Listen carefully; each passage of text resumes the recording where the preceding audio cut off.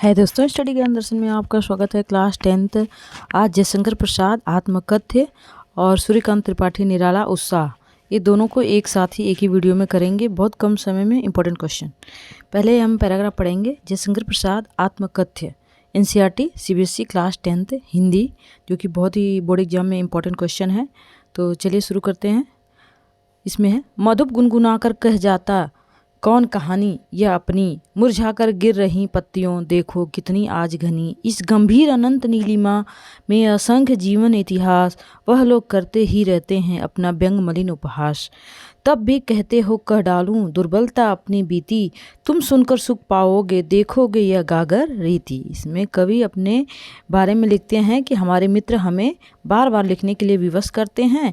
क्या मैं अपनी कमजोरियों को लिखूं तो क्या लोग मेरा मजाक नहीं उड़ाएंगे, इसीलिए कवि लिखने से बचना चाहता है। इसमें पहला प्रश्न है, यहाँ पे है मधुप कौन है? कवि का हृदय, रसिक, भौरा, निंदक।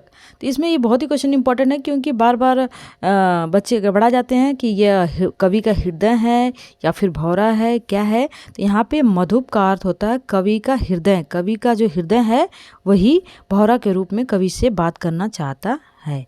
प्रश्न 2 है, पत्तियों का मुरझाना किस ओर संकेत करता है? मृत्यु की ओर, सूखे पत्ते की ओर, निराश जीवन की ओर, जीवन की कठिनाइयों की ओर। तो जो पत्तियों का मुरझाना होता है यह निराश जीवन की ओर संकेत करता है, कठिनाइयों की ओर संकेत करता है। यह 2 का ग है। प्रश्न 3 है, कवि ने गागर रीति किसे कहा है? खाली घड़े को, अभावपूर्ण अज्ञानता को, अपने रिक्त जीवन को। तो कवि ने खाली घड़ा, जो खाली गागर होता है, घड़ा होता है जो अपने रिक्त जीवन को, अपने खालीपन को कहा है। उनके जीवन में अब कोई नहीं है, खालीपन है, उदासी है। तो इसमें अगला प्रश्न करेंगे। प्रश्न 4, कवि अपने जीवन गाथा क्यों नहीं सुनाना चाहता? लोक निंदा के भय से, औरों की अपेक्षा के भय से, लोगों के जीवन में खालीपन होने के कारण, रुचि न होने के कारण। तो इसमें 4 का जो उत्तर है क है। लोक निंदा के भय से जीवन की गाथा, जीवन की कहानी कवि सुनाना नहीं चाहता है, बचना चाहता है, क्योंकि लोग उसका मजाक उड़ाएंगे, इसलिए वह कहने से बचता है। प्रश्न 5 है, लोग आत्मकथा सुनकर क्या प्रतिक्रिया करते हैं? प्रसन्न होते हैं, दुर्बलताओं पर खुश होते हैं, प्रेरणा पाते हैं, आनंद में मग्न होते हैं। तो इसमें दिया है कि जब हमारी कमजोरी को कोई जान जाता है, हमारी दुर्बलता को, हमारी कहानी को कोई सुन लेता है, कमजोरी को, तो दुर्बलताओं पर खुश होते हैं, लोग मजाक उड़ाते हैं, खुश होते हैं। इसलिए अपनी कमजोरी को दबा कर रखना चाहिए, किसी से शेयर नहीं करना चाहिए। नंबर 2 है, किंतु कहीं ऐसा न हो कि तुम ही खाली करने वाले, अपने को समझो मेरा रस अपनी भरने वाले। वह विडम्बना अरी सरलते तेरी हंसी उड़ाऊं मैं, भूले अपनी या प्रपंचना औरों की दिखलाऊं मैं। उज्जवल गाथा कैसे गाऊं मधुर चांदनी रातों की, अरे खिल खिला कर हंसने होने वाली उन बातों की। कवि चांदनी रात में अपनी प्रिया के साथ किस तरीके से वह दिन रात गुजारता है, उस मधुर पल को वह इस पंक्ति में बताना चाहता है। प्रश्न पहला है, कवि किसकी सरलता की हंसी नहीं उड़ाना चाहता? अपनी, अपने मित्रों की, अपने स्वजनों की, लोगों की। तो इसी में बच्चे कंफ्यूज होते हैं कि सरलता की हंसी कौन नहीं उड़ाना चाहता है। तो जो कवि है वो अपनी सरलता, अपनी कमजोरी की हंसी नहीं उड़ाना चाहता, अपनी हंसी कोई नहीं उड़ाना चाहता, इसीलिए वो अपनी बात को, अपनी कमजोरी को किसी के सामने प्रकट नहीं करना चाहते हैं। प्रश्न 2 है, मधुर चांदनी रातों से क्या आस है? प्रकृति का उज्ज्वल रूप, साफ स्वच्छ रात, प्रेम भरे क्षण, नीला आकाश। मधुर चांदनी रातों का अर्थ होता है प्रेम भरे क्षण, जो अपनी प्रेमिका के साथ कवि ने बिताए थे, उसी को कहा गया है। प्रश्न 3 है, उज्जवल गाथा किसे कहा गया है? गौरवशाली पलों को, महान अनुभवों को, प्रेम के मधुर पल को, इनमें से कोई नहीं। तो इसका उत्तर है उज्जवल गाथा। उज्जवल गाथा का मतलब प्रेम के मधुर पल, प्रेम के मधुर क्षण, समय को कहा गया है। प्रश्न 4, विडंबना में छिपा अर्थ बताइए। दुर्भाग्य, निराशा, उपहास, छल, कातर। तो विडंबना में छिपा अर्थ का होता है मतलब विडंबना, दर्द, दुख, दुर्भाग्य। तो विडंबना का मतलब होता है दुर्भाग्य, मतलब कवि अपने दुर्भाग्य के बारे में कहना चाहता है। प्रश्न 5 है, इस पद्यांश में किस शैली का प्रयोग है? समाज शैली, भाषण शैली, आत्मकथा शैली, वर्णन शैली। तो कवि जो है अपनी ही आत्मकथा खुद लिखता है, अपने बारे में लिखता है, इसीलिए इस पद्यांश में आत्मकथा शैली का प्रयोग किया गया है। जब हम खुद लिखते हैं तो वो आत्मकथा शैली होती है।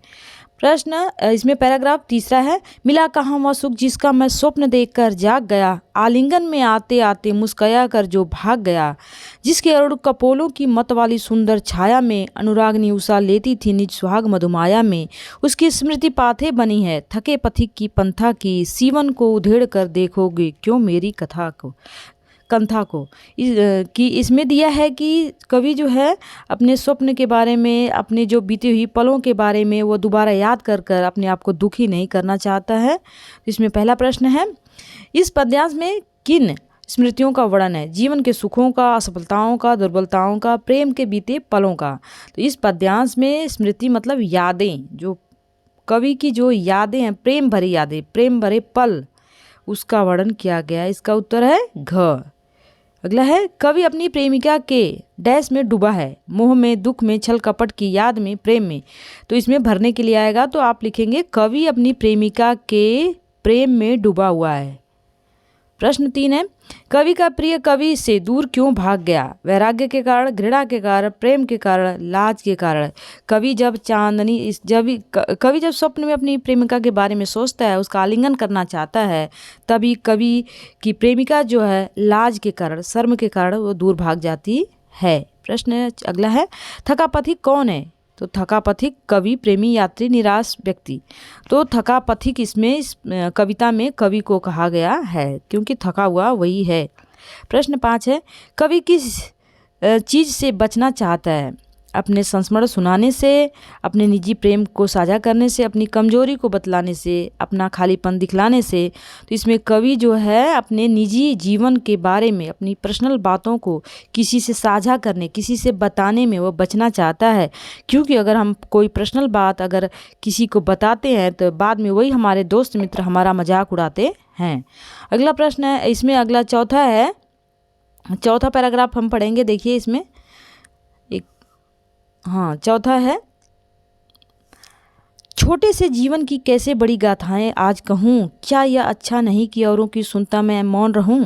सुनकर क्या तुम भला करोगे मेरी भोली आत्मकथा, अभी समय भी नहीं थकी सोई है मेरी मौन व्यथा। पहला प्रश्न है इस पंक्ति में कि कवि कहना चाहता है कि अभी मैं कुछ कहने योग्य नहीं हूँ, मैं मौन हूँ, अब मैं सिर्फ सुनूंगा, मैं बोलना नहीं चाहता हूँ, अभी समय नहीं है मेरे दुख को कहने का। पहला है इसमें, कवि आत्मकथा क्यों नहीं लिखना चाहता है? उसके पास समय नहीं है, उसकी व्यथा सोई है, अभी उचित समय नहीं है। तो इसमें ख और ग दोनों हैं, उसकी व्यथा सोई है और उचित समय अभी नहीं है, इसीलिए कवि अपनी बात को कहना नहीं चाहता है। अगला है 2, उपयुक्त पद्यांश में कवि के स्वभाव के बारे में क्या पता चलता है? वे बड़े कवि नहीं थे, वे बहुत विनम्र थे और उनको अहंकार छू तक न गया था। उन्होंने अभी भी साहित्य जगत में कदम रखा, वे अपना आप को बड़ा साहित्य समझते थे, साहित्यकार। तो इसमें है, उपयुक्त पद्यांश में कवि का स्वभाव के बारे में यह पता चलता है कि वे बहुत ही विनम्र थे, उनको अहंकार छू तक नहीं गया, वे अहंकारी व्यक्ति नहीं थे और बहुत ही विनम्र शांत स्वभाव के थे। प्रश्न 3 है, कवि की मौन व्यथा हृदय में क्या कर रही है? थक कर सो रही है, हृदय पर पीड़ित कर रही है, किसी भूचाल की प्रतीक्षा कर रही है, जागने का इंतजार कर रही है। तो कवि की जो मौन व्यथा हृदय में है वह थक कर चुपचाप सो गई है, क उत्तर है। 4 है, कवि ने अपनी कथा को कैसा माना है? टेढ़ी, भोली और सीधी सादी, रहस्यमय, प्रेरणाप्रद।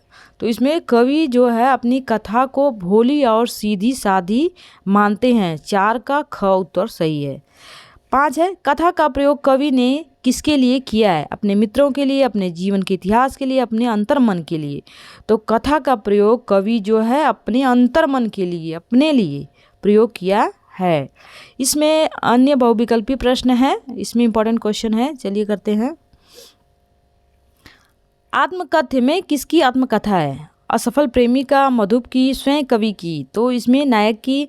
तो आत्मकथ्य जो है स्वयं कवि अपने बारे में ही लिखा है, किसी और के बारे में नहीं।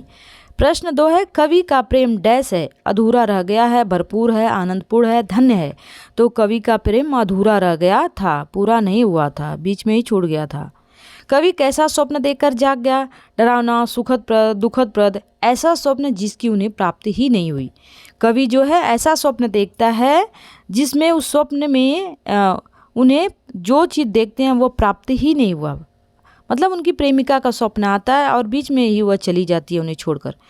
अगला है 4, कवि अपने जीवन की सुखद स्मृति को किस रूप में देखता है? पाथे अर्थात जीवन का एक सहारा, दुखी कर देने वाले, अपनी पत्नी के रूप में, अपनी प्रेयसी के रूप में। तो इसमें उत्तर है अपने जीवन की जो सुखद स्मृति है, पाथे अर्थात जीवन का एक सहारा के रूप में कवि उसे देखता है। प्रश्न 5 है, सीवन को उधेड़ने का अर्थ क्या है? हृदय को चोरी कर दिखाना, दिल को ठेस पहुंचाना, तो दूध का दूध पानी का पानी होना, मन में छिपी पुरानी बातों का। तो 5 है, सीवन का अर्थ है मन में छिपी पुरानी बातों को फिर से याद करना। सीवन मतलब सिलाई करना। अगर जैसे कोई चीज़ सिल गई है उसे उधेड़ रहे हैं, निकाल रहे हैं, तो उसी तरीके से मन में जो कुछ उलझने हैं, कुछ मन में कुछ राज है जो वह मन में छिपी है, पुरानी बात है, याद है, उसी को कहा गया है। जयशंकर प्रसाद किस वाद के प्रवर्तक कवि हैं? छायावाद, प्रयोगवाद, प्रगतिवाद, हालावाद। तो वो छायावाद, इस अभी जयशंकर प्रसाद भी छायावादी हैं। इसके बाद हम पढ़ेंगे जस्ट अभी निराला, सूर्यकांत त्रिपाठी निराला, वो भी छायावादी हैं। महादेवी वर्मा भी छायावादी हैं। और इसके बाद सुमित्रा नंदन पंत भी छायावादी हैं। तो ये लोग 4 स्तंभ है। जयशंकर प्रसाद जो है छायावादी कवि माने जाते हैं, आपको याद होना चाहिए। आत्मकथ्य कविता की भाषा कैसी है? प्रतीकात्मक, संस्कृतनिष्ठ है, गूढ़ है, उपयुक्त सभी है। तो आत्मकथ्य में प्रतीकों का प्रयोग किया गया है। इसमें कहीं कहीं संस्कृत भी है, कहीं कहीं कुछ गूढ़ शब्दों का भी प्रयोग किया गया है, इसलिए उपयुक्त सभी होगा। इसमें अगला है जयशंकर प्रसाद किस वाद के कवि हैं? ये हो गया छायावाद के हैं। आत्मकथ्य ये भी हो गया, आपका इंपॉर्टेंट क्वेश्चन है ये सारा। इसमें है अगला क्वेश्चन है, अरि सरलते के प्रयोग से कवि का क्या भाव प्रकट हुआ है? अपनत्व, विद्वेष, अनासक्ति का भाव, निर्लिप्तता का भाव। तो अरि सरलते का अर्थ है अनासक्ति का भाव होता है। प्रश्न 9 है, कवि ने मधुर चांदनी रात किसे कहा है? अपने जीवन की मीठी यादों को, सुहावनी चांदनी रात को, आनंददायक जीवन की खुशी को। तो कवि ने मधुर चांदनी रात का अर्थ बताया है कि जीवन की खुशी ही मधुर चांदनी रात है, जीवन की खुशी ही मधुर चांदनी रात है। कवि के आलिंगन में आते आते कौन रह गया? माँ, पुत्री, प्रेमिका।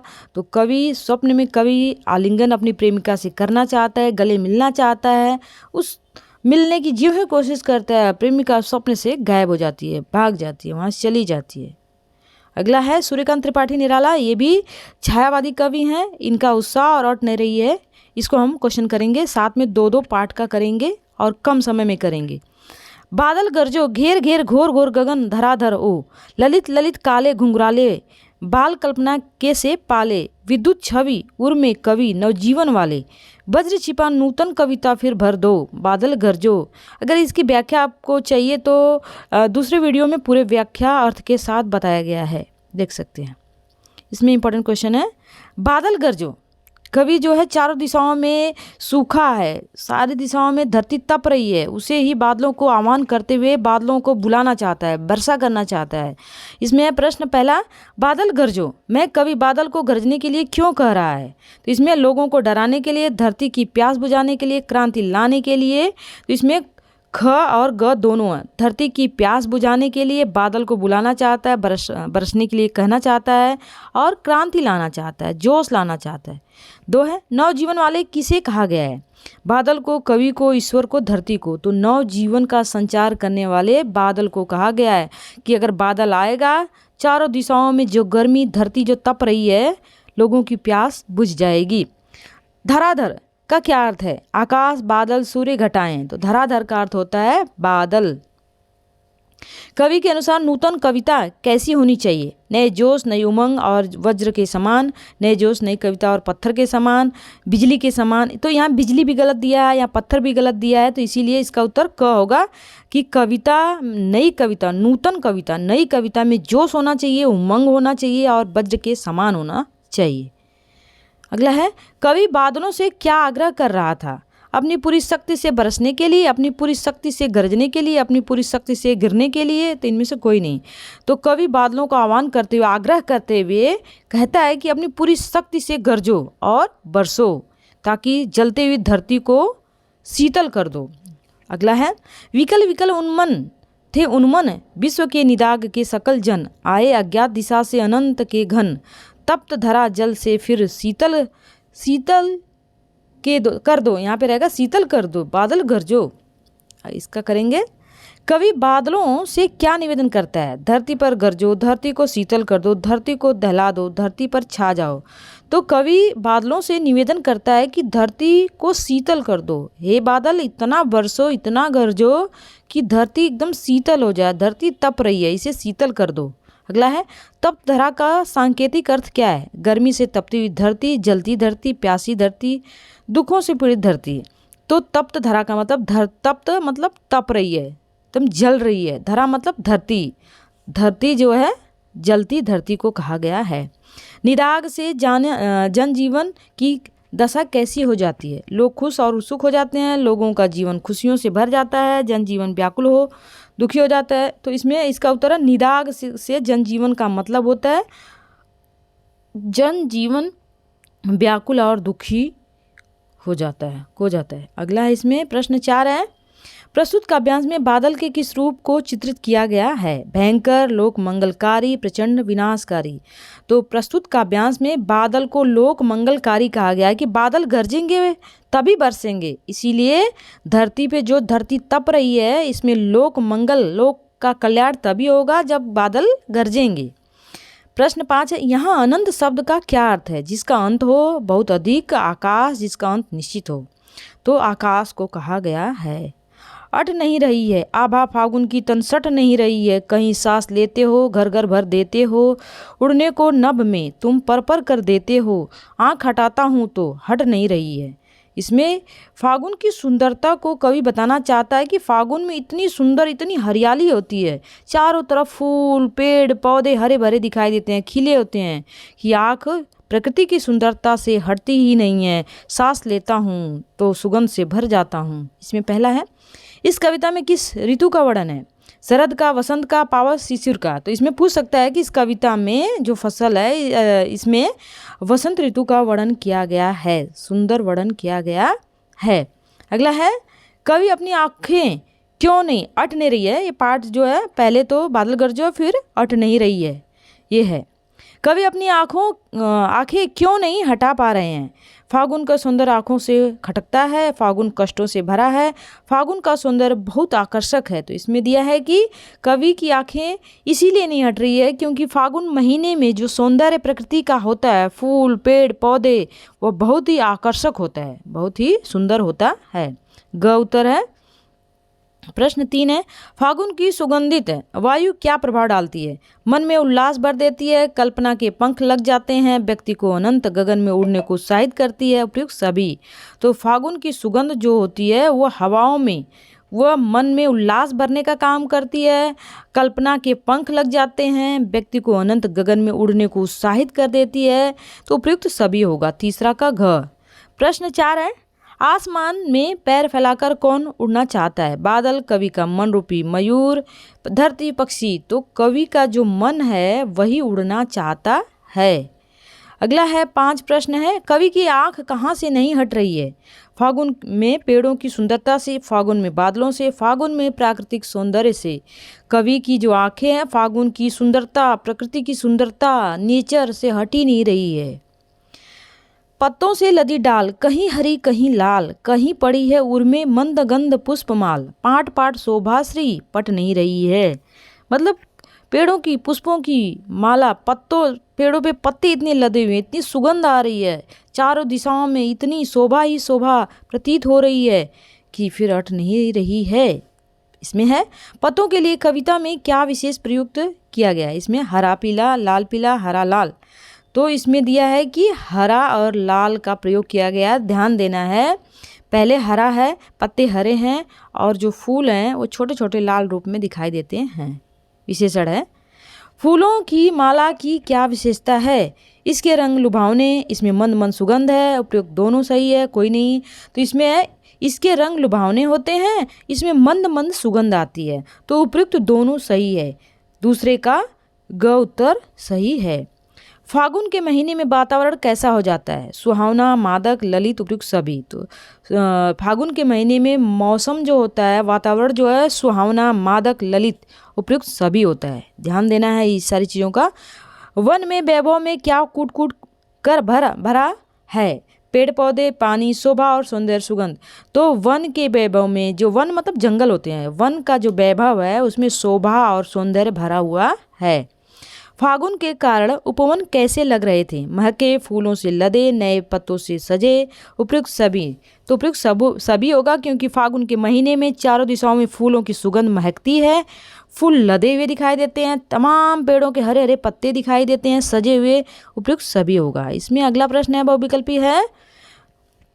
उत्साह कविता में कवि ने क्रांति का दूत किसे कहा है? पानी को, किसानों को, बादलों को, शासन वर्ग को। तो इसमें है बादलों को कहा गया है क्रांति का दूत। बादल ही क्रांति के दूत हैं, वही बारिश करेंगे और तपती धरती को शीतल कर देंगे। 2 है उत्साह एक कैसा गीत है? देशभक्ति गीत है, आह्वान गीत है, प्रेम भरा गीत है, शोक गीत है। तो उत्साह का मतलब होता है आह्वान गीत है, बादलों को कवि जो है बुला रहे हैं, आह्वान कर रहे हैं। प्रश्न 3 है, कविता में बादलों को किसके समान सुंदर बताया गया है? मोर के पंखों के समान, काले घुंघराले बालों के समान, यमुना नदी के समान, काले कोयल के समान। तो कविता में बादल जो होते हैं ऐसे ऐसे घुंघराले घुंघराले दिखाई देते हैं, तो बादलों को घुंघराले बालों के समान, कर्ली बाल होते हैं किसी किसी के, उसके समान बताया गया है।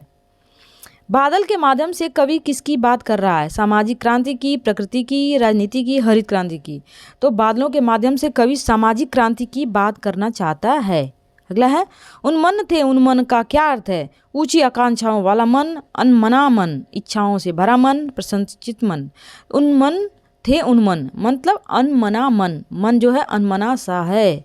अट नहीं रही है कविता के कवि कौन है? रामधारी, सूर्यकांत त्रिपाठी निराला, या फिर सुमित्रानंद पंत, मंगलेश डबराल। तो इसमें है अट नहीं रही है और उत्साह दोनों के सूर्यकांत त्रिपाठी निराला जी हैं।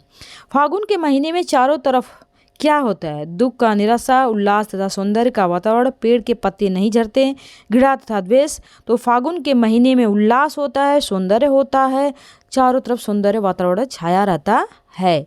इसमें देखिए आगे है, बहुत ही इंपॉर्टेंट क्वेश्चन है ये। इसमें आभा शब्द का सही अर्थ क्या है? घर, भावना, चमक, आकाश। आभा का मतलब होता है चमक होता है, चमक, आभा, चमक। इसमें प्रश्न 9 है, जो फागुन घर घर को किस प्रकार सुगंध से भर देता है? हवा से, अपनी श्वास से, फूलों की महक से, पानी से।